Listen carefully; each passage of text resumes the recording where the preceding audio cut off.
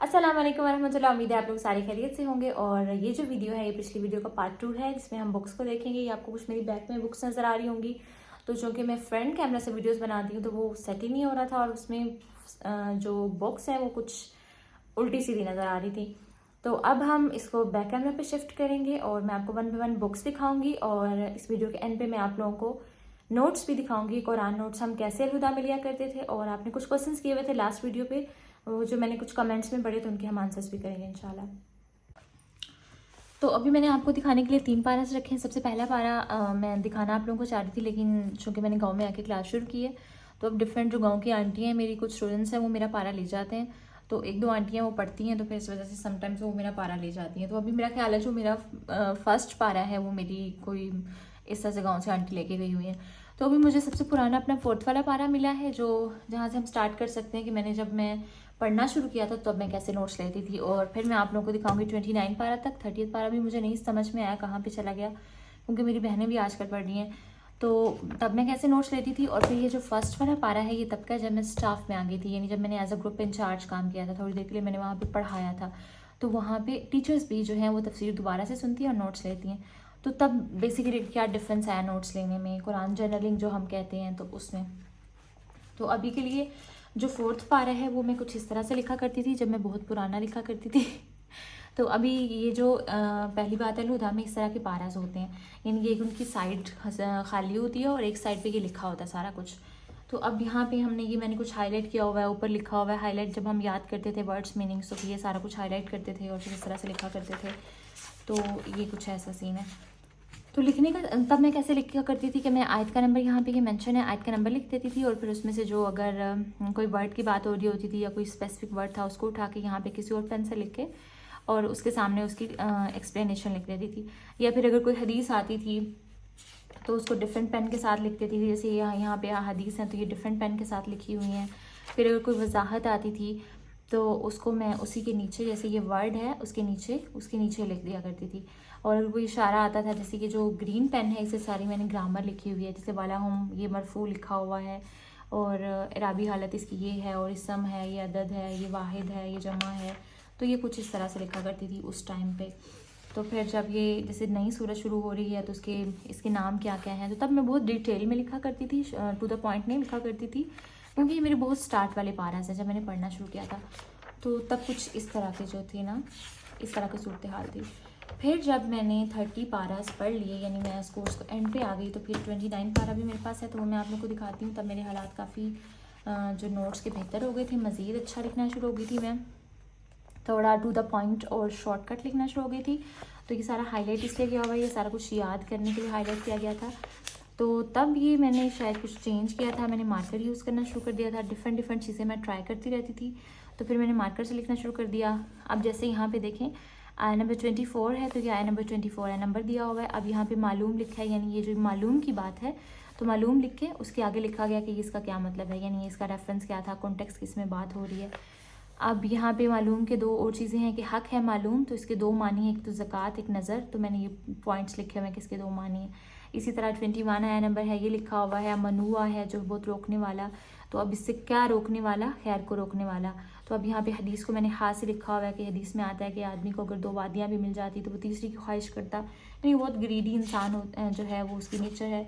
तो और फिर जो है थोड़ा शॉर्टकट भी मैं लिखना शुरू हो गई थी। तब थोड़ी हम कैलीग्राफी भी सीख रहे थे, तो ये मैं तब वो पेन थोड़ा सा उससे भी लिखना शुरू हो गई थी। तो ये मेरे जो है 29 पारास का कुछ इस तरह की सिचुएशन है कि ये ऐसा लिखा करती थी मैं। तो ये इस तरह से याद किया था। फिर अब आते हैं जब मैं स्टाफ में आ गई थी, तो स्टाफ में मैं जो फर्स्ट पारा था मेरा, तो तब मैंने फर्स्ट पारा ये ख़रीदा था और तब मैंने इसको लिखा था। और तब भी मैंने बहुत ढेर सारा लिखा था। तब ज़रा ये था मैं थोड़ा सा टू द पॉइंट भी लिखती थी। और तब जो है वो सारा कुछ मैंने इसी पे लिखना शुरू कर दिया। मुझे लगता है जब मैं स्टाफ में थी तब मैंने ज़्यादा चीज़ें लिखी हुई हैं, ज़्यादा इस सेंस पे लिखी हुई है। तब मैं पहले उस्ताज़ा की पूरी बात को मतलब पूरी कॉपी करती थी जब हम शुरू में थे, जब मैं कोर्स करी थी। लेकिन जब मैंने पढ़ाना शुरू किया तो फिर मैं चूँकि मैं 3 कोर्सेज़ कर चुकी थी उस टाइम पे जब मैं पढ़ाने के लिए आई थी, तो मेरे पास अल्हम्दुलिल्लाह नॉलेज भी ज़्यादा था। तो फिर मैं डिफरेंट चीज़ें लिखती थी। जैसे हमने सूरत फातिहा शुरू किया था, तो मैंने आपको बताया कि रब के मानी में खालिक आता है, मालिक आता है, मुदब्बिर आता है, तो ये यहाँ पे लिखा हुआ है। फिर रब के मानी में फिर हाँ एक और चीज़ यहाँ पे ज़्यादा इसलिए नशोर है क्योंकि क्वेश्चंस भी लिखे हुए हैं ऊपर। जैसे रब के मानी में क्या क्या आता है, फिर अर्रहमान और रहीम में क्या फ़र्क है। तो चूँकि जो टीचर होते हैं अलहुदा में, तो उन्होंने स्टूडेंट्स से क्वेश्चंस भी करने होते हैं ना, ग्रुप लेना होता है। तो फिर हम पूरे अपनी तैयारी करके जाते थे, क्वेश्चंस लिख के जाते थे। तो जैसे सिर्फ अल्लाह से ही क्यों मदद मांगें, यहाँ पे ये जो लिखा हुआ है। फिर हिदायत की कितनी इकसाम है, और फिर जो है असल इनाम किन लोगों के लिए है, यानी आयात से ही हमने आंसर देना होता था। तो तब मेरे पारस की कुछ ऐसी सूरत हाल थी। नंबरिंग में हमेशा करती थी आयत का नंबर, फिर उसमें से जिस वर्ड की मैं आगे एक्सप्लेनेशन लिखी होती थी वो वर्ड मैं हमेशा लिखती थी, और बाकी अहादीस लिखती थी। और ये वजाहतें हैं, यानी जैसे मुत्तकीन है तो मुत्तकीन जो है वाहिद, ये एक जमा का वर्ड है। जैसे हमने यहाँ पे पढ़ा ज़ालिकल किताबु ला रैब फ़ीहि हुदल लिल मुत्तकीन, की ये जो किताब है उन लोगों के लिए हिदायत का बायस है जो मुत्तकी हैं। तो यहाँ पे मुत्तकी इसका वाहिद लिखा और ये मुत्तकीन लिखा। अच्छा, मैं बहुत कोशिश करती हूँ अपनी तरफ से कि मैं शॉर्ट वीडियो बनाऊँ, लेकिन ये ऐसी चीज़ें हैं कि जो मैं डिटेल में आप लोगों को बताना चाहती हूँ। और मुझे लगता है कि जो इंटरेस्टेड होगा, वाकई जो बेनिफिट उठाना चाहता है, जो फ़ायदा उठाना चाहता है, तो वो लाजमी इसको सुनेगा, और जो नहीं चाहता अल्लाह आलम बहरहाल। और फिर ये जो है इसका रूट वर्ड है। ये मैं इसलिए बता रही हूँ कि चूँकि हम कुरान क्लास ले रहे हैं, तो ये आपके लिए बेनिफिट हो, आपको पता हो कि हमने किस तरह से नोट्स लेने हैं। क्योंकि आपके पास अगर आप लोग ख़रीद सकते हैं पारास तो बहुत अच्छी बात है। इसके अलावा मैं आपको कुरान भी दिखाती हूँ जो अदर्स भी मेरे पास हैं। तो ये कुछ इस तरह से लिखती होती थी। फिर चूँकि उस टाइम पर मुझे दुआस में अल्हम्दुलिल्लाह आना शुरू हो गई थी। और फिर ख़ासतौर पर ये चीज़ें देखें, ये जो लेड पेंसिल के साथ सर्कल किया हुआ है, तो ये मैं तब सर्कल किया करती थी। और मैंने अपने स्टूडेंट्स को जब पढ़ाना सिखाया था अपने पारस से, जब मैं वापस आ गई थी, तो अभी मैंने आप लोगों को काफ़ी दफ़ा बताया कि गांव में मैंने अपनी क्लास शुरू करवाई थी। उसमें मेरे स्टूडेंट्स अब अल्हम्दुलिल्लाह 12 पारा पे पहुंच गए हैं। तो कुछ दरमियान में हमने और कोर्सेज छोटी छोटी बुक्स भी पढ़ी थी, तो अब वो अल्हम्दुलिल्लाह कुछ सूरास भी पढ़ी, और फिर अब वो शुरू से हमने कुरान शुरू किया, अब वो 12 पारा पे हैं।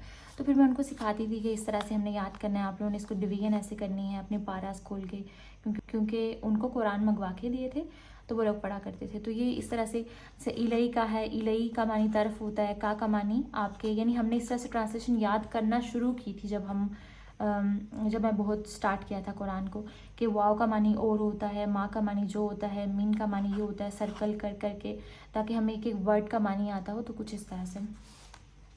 तो ये जो है, जिस तरह से अब यहाँ पे अलगैब है, तो अलगैब के डिफरेंट मानी हैं कि अल्लाह जो किसी के कौन सी अलगैब से वो चीज़ें मुराद है जिस पर इंसान ईमान रखता हो। तो ये इस तरह से। तो फिर मैं ऐसा लिखा करती थी। ये जो डिफरेंट कलर्स ऊपर यूज़ में ये क्वेश्चंस बनाए गए हैं, मुनाफिकीन के किरदार को किस मिसाल से समझाया जा रहा है इस आयत में, फिर बारिश से क्या मुराद है, फिर जो है मजाक क्यों उड़ाते थे, यानी कि इस तरह से एक एक आयत का क्वेश्चन करके जो है अलहुदा में इस तरह से कराया जाता है। अलहुदा का पूरा फोकस जो होता है वो कुरान पे होता है और हदीस पे होता है, यानी कि आप जो है अल्लाह ताला ने जो कॉन्टेक्स्ट भेजा है हम उसी को पढ़ें। तो ये आपको नज़र आ रहा होगा कि ये सामने सारी चीज़ें इतनी डिटेल में अल्हम्दुलिल्लाह अलहुदा में पढ़ाई जाती हैं। अगर आप पढ़ते हैं तो वाकई आपको कुरान इस तरह से सिखाया जाता है। ये मैं आपको अपने सारे पारास दिखा सकती हूँ। ये जो मेरा 1 पारा स्टाफ का है, अभी मैं कोई रैंडम पारा यहाँ से उठाती हूँ तो उस पारा पे भी ये सारा कुछ लिखा होगा। तो कुछ पारास जो हैं नीचे से निकालने की कोशिश कर रही हूँ कि कुछ पारास डबल लिए हुए हैं मैंने जब मैं वापस आई थी। तो ये मेरा 27 पारा है। तो ये जब मैं पढ़ रही थी तो ये इस तरह से, ये देखें, ये इस तरह से हाईलाइटेड है और इस तरह से लिखा हुआ है। तो ये इस तरह से मैंने कुरान पढ़ा। अब आते हैं, ये तो पारास हैं। और बाद में जब मैं स्टाफ में आई थी तो कुछ पारास खरीदे थे मैंने, लेकिन उसके बाद फिर मैंने कुरान खरीद लिया था। तो ये बुक्स मैंने काफ़ी ऊपर नीचे रखी हुई हैं, इसलिए इसको आगे पीछे करना मुश्किल हो रहा है। तो अभी मेरे जो कुरान पर्सनली है वो मैं आपको अक्सर दिखाती रहती हूँ। तो वो मेरे हॉस्टल में ही रह गए। अभी ये मेरे स्टूडेंट्स का है, पता नहीं ये उतरता है कि नहीं। वो बच्चे पढ़ने आते हैं मेरे पास, तो फिर दरमियान में भी मैंने कुछ टीचर उनकी चेंज कर दी थी। अभी मैं उनको दोबारा ऑनलाइन क्लासेस दे रही हूँ, तो उनसे मैंने कुरान मंगवाए हैं आपको दिखाने के लिए। तो उन्होंने कवर किया हुआ है। तो ये बेसिकली 1 से 15 है और ये 16 से 30 का है। तो ये अब स्टूडेंट्स जो पढ़ रहे हैं तो वो नोट्स ले रहे हैं, क्योंकि उनको मैंने सिखाया है तो ये चीज़ें वो इस तरह से इस पर नोट्स लेते हैं। ये हमने थोड़ा सा लेट मंगवाया था, तो अभी बच्चों को इतना आइडिया नहीं, क्योंकि उनके पास खाली, उनको मैं इतनी डिटेल में तफसीर नहीं करा रही होती। तो इसमें ये जो वाले कुरान है इसमें खाली पेज नहीं होता, इसमें ये दोनों साइड्स पे हैं। अब अगर आप इस पर लिखना चाहते हैं तो आपकी चॉइस है, आप ये भी ख़रीद के लिख सकते हैं। और अलहुदा में आप कहा जाता है कि आप पारास ही खरीदें, क्योंकि तफसीर डिटेल में लिखनी होती है। तो ये मेरे स्टूडेंट्स के हैं बेसिकली, ये मैंने आपको दिखाने के लिए मंगवाया कि ऐसे कुरान भी आप ख़रीद सकते हैं। यानी पारास जो होते हैं वो थोड़े एक्सपेंसिव पड़ते हैं, लेकिन अगर आप ऐसा कुरान खरीदना चाहते हैं वर्ड टू वर्ड, वो भी आप ख़रीद सकते हैं। जैसे भी हम कुरान क्लास ले रहे हैं तो आप इसको ख़रीद के रख लें। और हम आयात वाया चल रहे हैं तो आप इसी तरह से कर सकते हैं। तो ये तो टीक्यू में जो मेरे कुरान की क्लासेस थी, तो ये तो टीक्यू में जो पारास थे वो थे। कुछ बुक्स अभी मैंने आपको रिसेंटली वीडियो में बताया कि मेरी सिस्टर जो है वो पढ़ रही है, वो कोर्स कर रही है, तो उसके पास है वो सारी हॉस्टल में बुक्स हैं, वो मैं आपको फिर कभी दिखा दूँगी। उसमें एक रोज़ों के मिसाइल की बुक है, यानी रोज़ों के बारे में। नमाज नबवी एक बुक है जिसमें नमाज का तरीका बताया जाता है। तहारत के मसाइल वो एक बेसिक बुक है। ज़कात के मसाइल है। फिर उसके अलावा इत्बाई सुन्ना है। फिर उसके अलावा उलूमुल कुरान है। यानी ये सारी बुक्स मैं कोशिश करूँगी अगर मुझे उनके पिक्चर्स मिल जाती हैं तो मैं यहाँ पे शेयर कर दूँ आप लोगों के साथ, क्योंकि बुक वो जो है वो मेरी अल-हुदा में है। फिर टीक्यू जो कोर्स है उसमें अक़ीदतुल वासितिया पढ़ाया जाता है।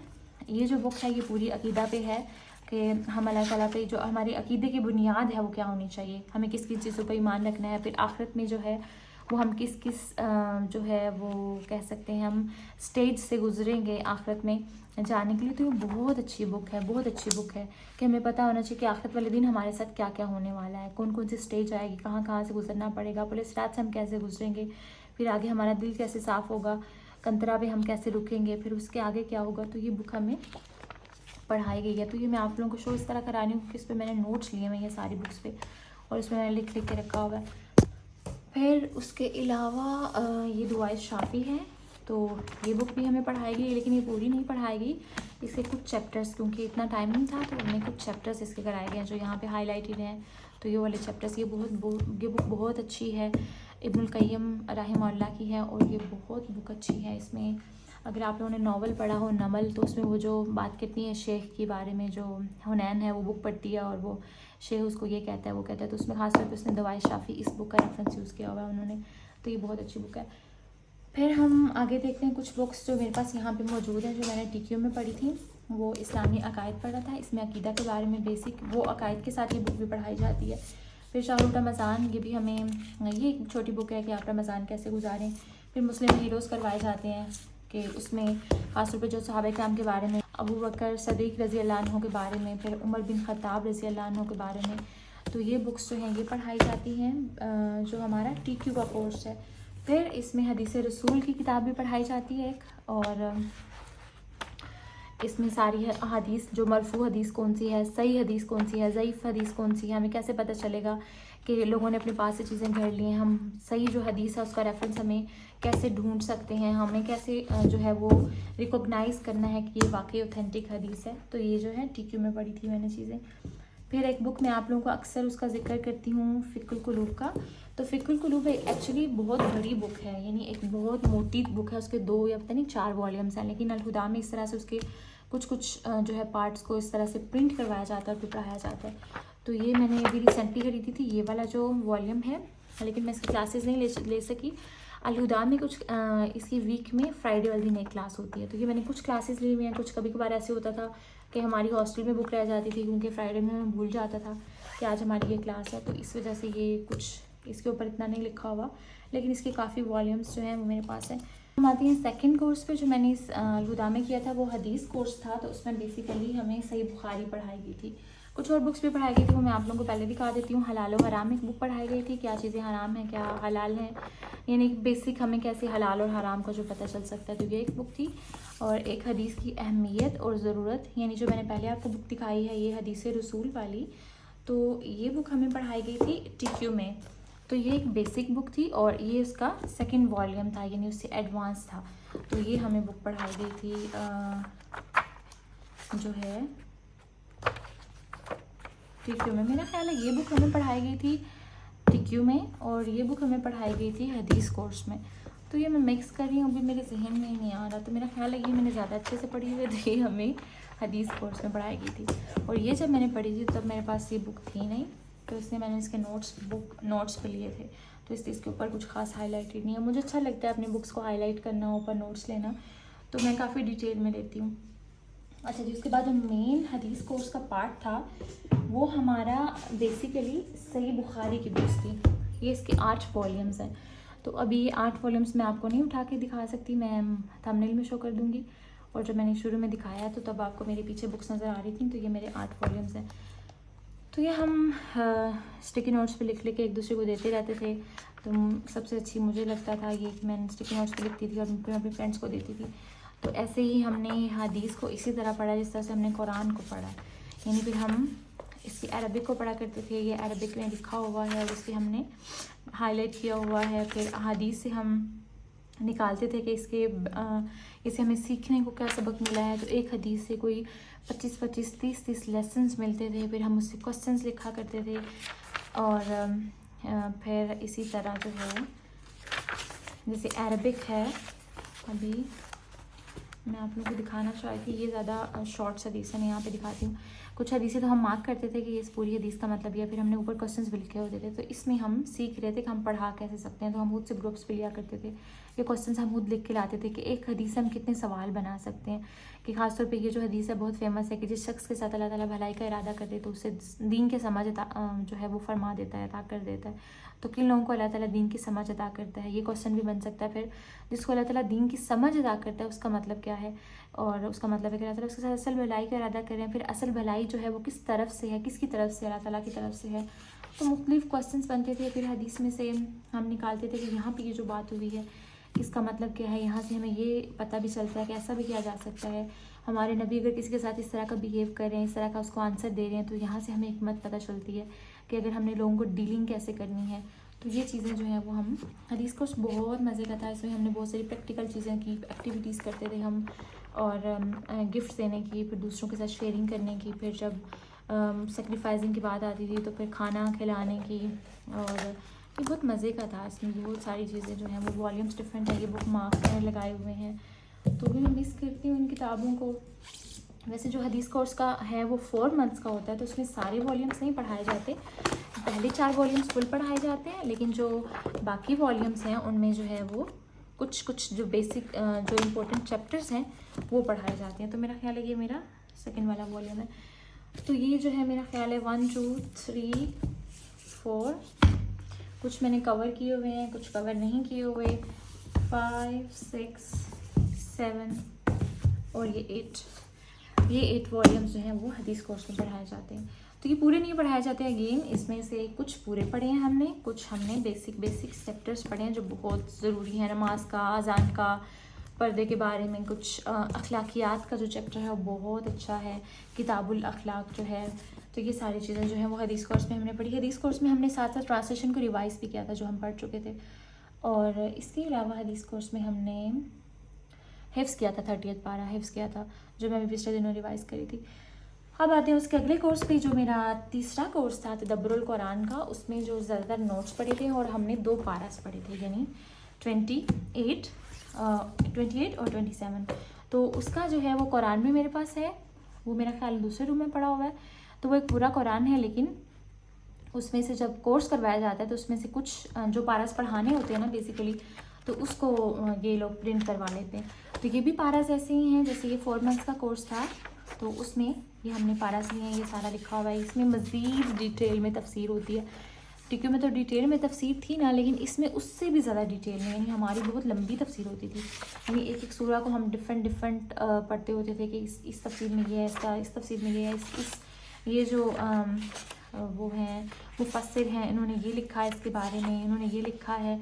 ये देखिए जैसे मैंने हदीस लिखी है और फिर मैंने यहाँ पे तनफ़ुल मोमिनीन उसके 2 पॉइंट्स लिखे हैं, फिर आया नंबर, फिर उसके बाद एक वर्ड लिखा है, उसके ये मानी है। तो ये बहुत मज़े का कोर्स था। फिर इसमें हम वर्ड्स मीनिंग पहले तो हम उर्दू में याद कर रहे थे टीक्यू में, लेकिन यहाँ पे जो वर्ड्स मीनिंग थे वो सारे अरबिक में थे। तो फिर हमने सारे वर्ड्स मीनिंग अरबिक में याद किए थे। फिर यहाँ पे आयात के हमें वक़फ़ात दिए जाते थे, यानी ये आयात हैं। अब इनकी अरबिक जो जितनी भी, क्योंकि हमारे पास मेन जो हमारी जितनी भी किताबें हैं दीन की, उसका मेन कॉन्टेक्स्ट है वो सारा का सारा अरबिक में है, इसीलिए हमें अरबिक पढ़ने को ज़्यादा प्रायोरिटी भी देनी चाहिए। हमें कहा भी जाता है अगर आप दीन को समझना चाहते हैं। तो फिर वो उन्हीं अहादीस में से जो मेन आयात की जो बहुत मशहूर हम सेइंग कह सकते हैं, जो मुफस्सिरीन की जो मशहूर तफासीर थी, उनके कुछ पैराग्राफ्स जो हैं उन आयात के वो हमें यहाँ पे दिए जाते थे। फिर हम उसको उस्ताद के लेक्चर्स हम पूरे सुनते थे, फिर उसको हम वर्ड्स मीनिंग लिखते थे, फिर उसमें से हम आंसर करते थे। ये हमने आंसर्स लिखे हुए आगे। फिर इसके पैराग्राफ के एंड पे सवाल भी दिया होता था और उसका हम जवाब देते थे। फॉर एग्जांपल ये वाला वक्फ़ा है, ये मुझे बहुत पसंद था कि ये जो हमारी सूरा है ये सूरा जो है सूरह ज़ारियात का है। इसमें ये था कि औज़ु बिल्लाहि मिनश शैतानिर रजीम व फ़िस समाइ रिज़्क़ुकुम व मा तुअदून फ़वरब्बिस समाइ वल अर्दि इन्नहु लहक़्क़ुम मिस्लु मा अन्नकुम तंतिक़ून। तो यहाँ पे ये जो बात हुई है कि रिज़्क़ और जो नुतक होता है बोलना, रिज़्क़ और जो बोलना है ये एक ही यानी कि रेफरेंस में आया है, एक आयत के बाद अगली आयत है। ये जो अल-बग़वी ये जो तफसीर है तो ये इनका कहना ये है कि अल्लाह ताला ने रिज़्क़ और बोलने को इसलिए साथ साथ लेके आए हैं कि जिस तरह से इंसान जो लफ्ज़ बोलता है वो उसके जो वो लफ्ज़ बोल रहा है वो कोई और नहीं ले सकता, यानी वो एक इंसान बोल सकता है, उसकी ज़बान के बोले हुए लफ्ज़ कोई और इंसान नहीं बोल सकता। इसी तरह जो अल्लाह ताला ने इंसान की किस्मत में रिज़्क़ लिखा है वो कोई और नहीं ले सकता। जिस तरह से आपकी ज़ुबान के बोले हुए लफ्ज़ कोई और नहीं ले सकता, आप अपनी ज़ुबान से खुद से ही बोलते हैं तो उसका कोई और मालिक नहीं हो सकता। इसी तरह जो है वो रिज़्क़ जो है वो जो आपको मिलना है उसका कोई मालिक नहीं हो सकता, किसी और को वो नहीं मिल सकता, वो हर सूरत आपको मिलेगा। तो ये आयत हमें तवक्कुल सिखाती है। तो इस तरह से बहुत ही मज़े का ये बहुत थाटफुल कोर्स था। इसमें हमने थीसिस भी किया और इसमें बहुत ये देखें आप कितनी डिटेल में तफसील लिखी हुई है। और इसमें फिर अल अमल बिल आयात भी थी। ये जो ये देखें ये मैं गई हुई थी, ये जो कुछ पेजेस 4-5 खाली हैं, इन पेजेस में मैं घर आई हुई थी तो ये पीछे से मैंने पढ़ा था तो फिर मुझे लगता है मैंने तब लिखा ही नहीं, अभी मैं देख रही हूँ इसको। तो बाकी जो है वो इतनी ज़्यादा तफसील लिखी हुई है। और फिर जो है हर सूरह के एंड पे फिर हमें अल अमल बिल आयात भी होती थी कि इन आयात से हमें अमल की बातें क्या निकालनी है, क्या हम अमल करेंगे ना। यहाँ पे ये आ गया था, ये तो हमारे पास ये देखें अल अमल बिल आयात कि ये जो आयत है इसका मतलब क्या था, अब आप इसके लिए क्या करेंगे। और फॉर एग्ज़ाम्पल यहाँ पे जो है और रहमान अल्लामल कुरान कि अल्लाह ताला रहमान है और उसने कुरान को सिखाया। तो इहमदिल्लाहि अला अन्ना अल्लामकल कुरान, कि आप अल्लाह ताला की हम बयान करें, आप अल्लाह ताला का शुक्र अदा करें कि उसने आपको कुरान सिखाया। तो ये बहुत मज़े का कोर्स था। ये 27 पारा था और ये 28 पारा था। तो ये भी इसकी भी कुछ ऐसी सूरत हाल है, बल्कि उससे अच्छी होगी, प्यारी होगी क्योंकि बहुत डिटेल में लिखा है। फिर इसमें हम नोट्स लिख के करते थे और फिर मेरे पास नोटबुक्स भी हैं, बहुत सारी चीज़ें। ये सबसे अच्छा मुझे काम लगता था, स्टिकी नोट्स पे लिखना मुझे बहुत पसंद है। तो मैं लिख के अपनी फ्रेंड्स को भी दिया करती थी और ख़ुद भी लिख के अपने पारस पे लगाती होती थी। तो मेरी हर चीज़ आपको स्टिकी नोट से भरी हुई नज़र आएगी। और इस जो कोर्स था इसमें हमने कुछ और चीज़ें पढ़ी थी। इसमें हम साथ में हमने इनकी कुछ सूरास भी हिफ्ज़ की थी, जैसे सूरतुल नजम हिफ्ज़ की थी, सूरतुल वाक़िया हिफ्ज़ की थी और सूरतुल रहमान और भी कुछ सूरास हिफ्ज़ की थी, सूरत सफ़, सूरत जुमा। और अभी जो है जो मैं निकालना चाह रही हूँ वो मुझे नज़र नहीं आ रहा। एक हमने कोर्स पढ़ा था उसूल तफसीर पढ़ा था, मेरे पास यहाँ पे था लेकिन वो नीचे चला गया है, ये रहा। तो उसमें एक सब्जेक्ट हमने वो भी पढ़ा था, लेकिन उससे ज़्यादा डिटेल में हमने, क्योंकि इसमें हमने ज़्यादा बुक्स नहीं रखी थी। तफसीर सादी हमने पढ़ी थी क्योंकि ये एक रिसर्च वर्क था, तो हमारा ज़्यादा फोकस होता था कि हम डिफरेंट तफासीर पढ़ें। और फिर हमारा पूरा एक थीसिस हमने बनाया था। मेरा जो थीसिस का टॉपिक था वो सूरतुल माइदा की आयत नंबर कौन सी थी, आयत नंबर मेरे जहन में निकल गया, लेकिन वो मुझे आयत याद है, या अय्युहल्लज़ीना आमनू अलैकुम अनफुसकुम, कि ए ईमान वालों तुम पर तुम्हारी ज़िम्मेदारी है। और एक उसका तर्जुमा ये भी किया गया है कि take care of yourself. और सेल्फ़ इम्प्रूवमेंट मेरा हमेशा से बहुत फेवरेट टॉपिक है। तो उस पर था कि आप अपनी फ़िज़िकल जो है वो अपनी आप टेक केयर कैसे कर सकते हैं, आप मेंटली कैसे कर सकते हैं, आप अपने दिल की टेक केयर कैसे कर सकते हैं। और जो हमारे इर्द गिर्द प्रॉब्लम्स हैं, जैसे पोर्नोग्राफ़ी हमारी बहुत जो है वो यूथ में प्रॉब्लम क्रिएट कर रही है, हम उसके बहुत एडिक्टेड हो रहे हैं। फिर हमारे रिलेशनशिप्स हैं, तो ये मुझे बहुत अट्रैक्ट करते हैं टॉपिक्स के। हमारे जो रिलेशनशिप्स हैं वो हमें किस तरह से डैमेज करते हैं, हमारे दिल को किस तरह से वो बीमार कर देते हैं। तो और उसको हम उसके पहले उनकी कॉजेज़ थी कि क्या क्या चीज़ें कॉज होती हैं, और वो कॉजेज़ सारी कुरान से थी, डिफरेंट आयात से, कि हमें कुरान क्या कहता है कि क्या हम करते हैं जो ये कॉजेज़ आती हैं और उसकी वजह से हम इन चीज़ों में फंस जाते हैं। और फिर उनके सॉल्यूशंस थे कि हमें कुरान उसके सॉल्यूशंस कैसे बताता है। तो वो थीसिस अभी मैं सोच रही थी कि वो कहाँ पे गया थीसिस, मुझे ऐसे अभी याद आ रहा था, उससे पहले मुझे याद ही नहीं आया कि वो मेरी आपी ने मुझसे लिया था पढ़ने के लिए और उसने मुझे वापस नहीं दिया। तो अब मैं उससे मांगूंगी। तो मेरा ख्याल है मैंने आपको सारी चीज़ें दिखा दी। कुछ और बुक्स भी थी, तो कुछ मेरी हॉस्टल में बुक्स हैं जो मैं साथ ले गई थी पढ़ने के लिए, और कुछ जो मुझसे मेरे इर्द गिर्द वालों ने मुझसे ली हुई हैं बुक्स, कुछ मेरी सिस्टर्स पढ़ रही हैं। तो इस तरह से, तो साथ साथ अगर कभी मुझे मौका मिला तो मैं आप लोगों को दिखाती रहूँगी। अब आपके क्वेश्चंस पे आते हैं कि जैसे कुछ लोगों ने मुझसे पूछा हुआ था कि क्या 6 साल की जो बच्ची है वो जा सकती है अलहुदा में। तो अलहुदा में जो हॉस्टल में जाने के लिए लिमिट है वो 20 ईयर्स है। समटाइम्स वो इससे कम की एज के भी स्टूडेंट्स ले लेते हैं हॉस्टल के लिए, लेकिन हॉस्टल के 20 ईयर्स मस्ट है। लेकिन कोर्स के लिए, एडमिशन के लिए आपको FA तो मस्ट है। कुछ उनके कोर्सेज़ हैं जैसे जो जनवरी में स्टार्ट होता है उसके लिए BS मस्ट है, आपने BS किया हुआ हो, लेकिन FA वाले स्टूडेंट्स भी वो ले लेते हैं, लेकिन ज़्यादातर जो है वो FA उनका मस्ट होता है कि आपने FA एटलीस्ट किया हो, इंटरमीडिएट किया हो, और फिर उसके बाद जो है वो आपको एडमिशन देंगे। लेकिन हॉस्टल के लिए अगेन 20 मस्ट है, लेकिन अगर उनके पास फिर भी सीट्स अवेलेबल हों तो वो आपको 20 से कम, कितना मैक्सिमम होगा, 17, 18, 19 इतनी एज में आपको ले सकते हैं, उससे छोटे बच्चों को वो नहीं लेते। फिर दूसरी चीज़, आप लोगों में से बहुत सारे लोगों ने कहा हुआ था कि उनकी फ़ी जो है वो बहुत ज़्यादा है, लेकिन फ़ी अगर आप लोग इंस्टीट्यूट की बात कर रहे थे तो जाहिर सी बात है वहाँ पर वो टीचर्स भी हैं, उनका जो लेवल है वो बहुत हाई है, क्योंकि उनके पास बहुत एजुकेटेड टीचर्स हैं। ऐसा कोई टीचर नहीं है कि जिसने सिर्फ दीन का पढ़ा हो, दीन और दुनिया दोनों चीज़ें। बहुत हाईली एजुकेटेड टीचर्स हैं, उनके पास अच्छी अच्छी डिग्रीज हैं, उसके बाद वो अलहुदा में आते हैं। जाहिर सी बात है बहुत सारी चीज़ें मैनेज भी करनी होती है, तो मुझे नहीं लगता कोई हाई फ़ी है। हम यूनिवर्सिटीज़ में कोई लाखों फ़ी देते हैं, तो यहाँ पे अगर आपसे 6,000 5,000 आपको वो भी एक सेमेस्टर का लिया जा रहा है, तो वो कोई ज़्यादा फ़ीस नहीं है। और अगर आप लोग ऑनलाइन की बात कर रहे थे कि ज़्यादा फ़ीस है, तो ऑनलाइन में अगर आप, बहुत सारे लोग तो मुझसे ये पूछ रहे थे कि हमें पता कैसे चलेगा, जो लिंक्स मैंने आपको दिए हैं अगर आप उनको ओपन करेंगे, खासतौर पे जो व्हाट्सएप पे शेयर किए गए हैं और जो पोस्ट वाले सेक्शन में यूट्यूब पे शेयर किए गए हैं, वहाँ पे हर कोर्स के नीचे लिंक मौजूद है और उस पर लिखा हुआ है कि फ़ी की डिटेल और कोर्स में क्या क्या पढ़ाया जाएगा उसकी डिटेल्स यहाँ पे हैं। तो उस लिंक को जब आप ओपन करेंगे तो वो PDF आपके सामने खुल जाएगी और उसमें नीचे दिया हुआ है। अब यहाँ पे जो पाकिस्तान वाले हैं उनके लिए 2500 फीस है, सिर्फ 2500। कुछ कोर्सेज ऐसे हैं जिसमें लिखा हुआ है कि पूरे कोर्स की 2500 है, और कुछ कोर्सेज ऐसे हैं जिसमें एक सेमेस्टर की 2500 है। और मेरा नहीं ख्याल जहाँ हम 60,000 30,000, हम एटलीस्ट 30 तो अब कोई भी नहीं लेता, 60,000 80,000 1 लाख प्लस हम दे रहे होते हैं यूनिवर्सिटीज़ में, तो उसके लिए 2500 देना हमारे लिए मुश्किल चीज़ है। और अगर जो बाहर के हैं, जिस तरह से इंडिया के लोग हैं, तो मेरा ख्याल है उनके लिए जो बैरून मुल्क लिखा हुआ है $40, तो वो $40 कोई ज़्यादा नहीं बनेंगे, और वो भी पूरे कोर्स के हैं। कुछ के लिए पूरे कोर्स के हैं, कुछ के सेमेस्टर के हैं। तो अगर आपको 6 माह के लिए या साल के लिए $40 देना पड़ रहे हैं तो मुश्किल नहीं है। अगर कुछ लोगों ने ये भी पूछा है कि एक मंथ की $40, एक मंथ के बाद अलग आप कोई चार्ज नहीं करता आपको।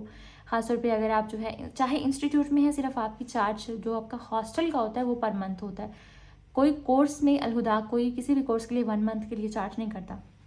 अच्छा, इसमें से उन्होंने एक अलकायदा नौरानिया का कोर्स दिया हुआ था ऑनलाइन में, तो उसके शायद पर मंथ जो है वो चार्जेस है।